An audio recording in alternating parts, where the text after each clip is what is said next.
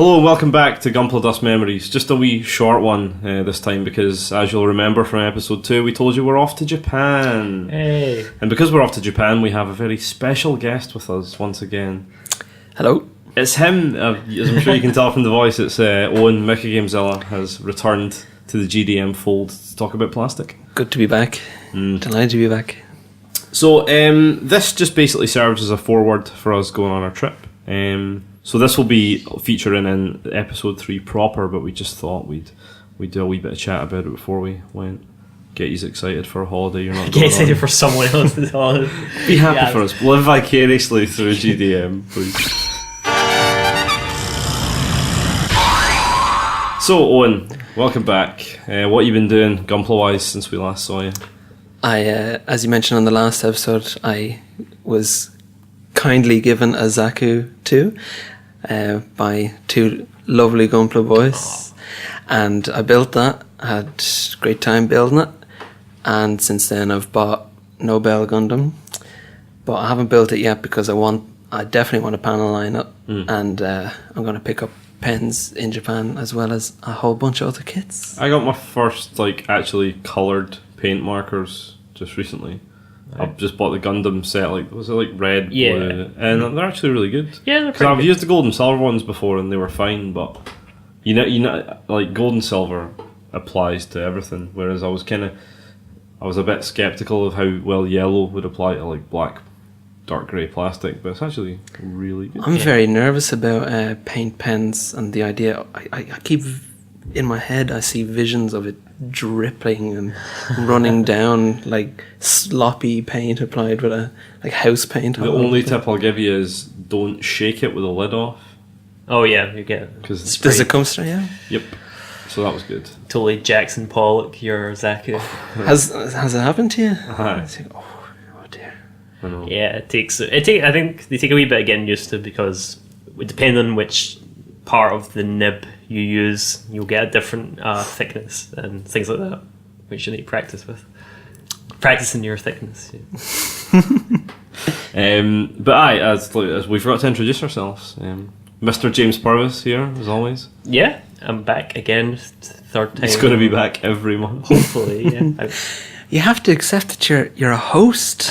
Well, I was thinking once I'm over there, I might just forget to come back, just disappear off the grid. You can run the Japanese variant of Gunpladust Memories with my very limited vocabulary. Should have him as a section of GDM every time, really really bad connection, live Gunpla reporting from Japan, war sound effects, sirens.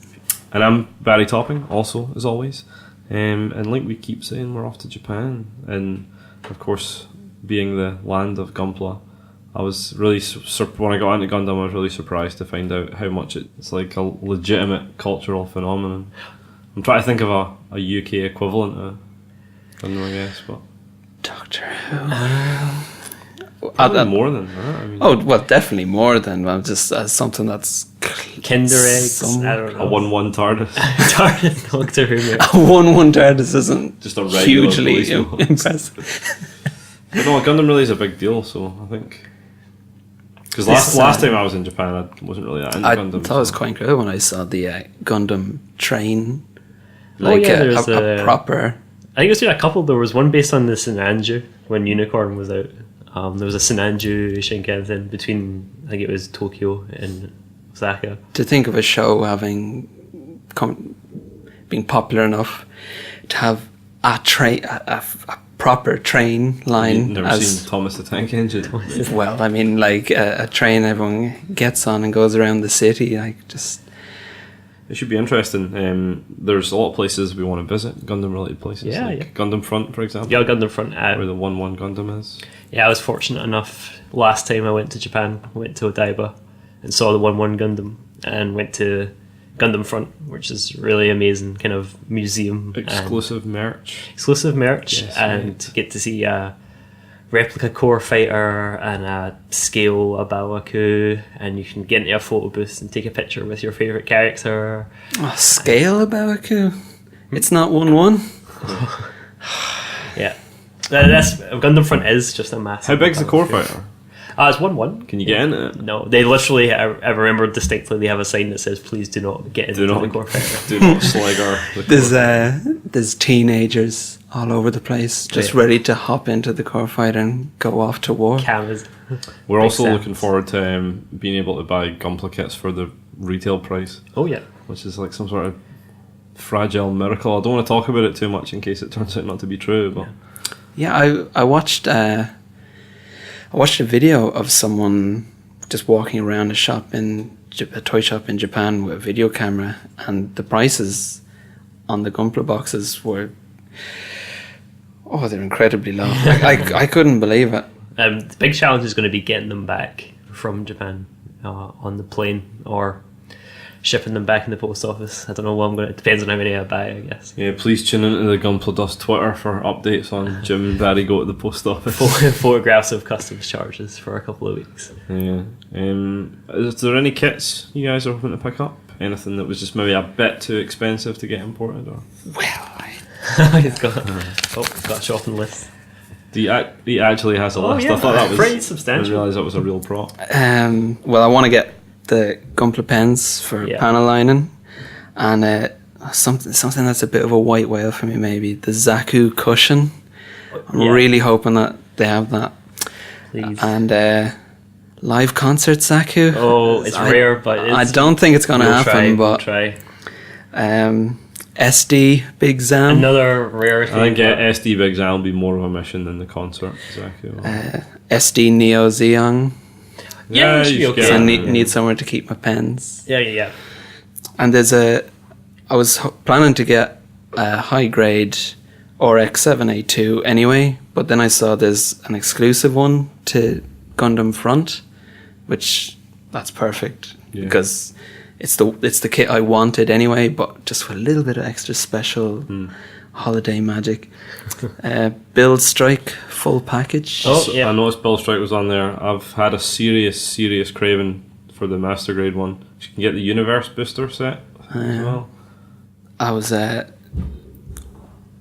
one kit that I made the mistake of Googling it and then writing it down was the Berga Dallas that I thought, because if you search on Google Berga Dallas kit, what you get results of is the most beautiful, incredible kit you've ever seen. And I wrote it down as a kit that I wanted, and then I realised that was someone's custom, and the actual kit, Not so good. it's less impressive to say the least. So I don't think but it's such a shame because I would suggest to all listening, search for that Berga Dallas custom because it's absolutely gorgeous. And then the other things is a real grade Zaku 2. I'm looking forward to trying out a real grade. Like if I get some of those others moving on to a real grade, then it'll be good. And the Gundam Mark II. I noticed you got Crossbone on there. Yeah. You wanted an X2 though, didn't you? Yeah, there's a P Bandai exclusive Crossbone X2. Yeah, we which talked is- about it on the last episode. Actually. Oh yeah, The we black did. one. Did you not listen to the second episode, Don? I flicked through The it. X2 and the X3 are both P Bandai.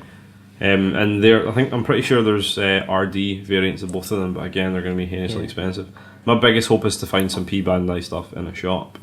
I couldn't really get a clear answer from anyone on whether I think it that just does depends. or doesn't happen. The P Bandai, how does that, is it ordering off a website situation, and they'll only ship within Japan? Is that the problem? But there's ways, like certain sites will try and Yeah, provide like it.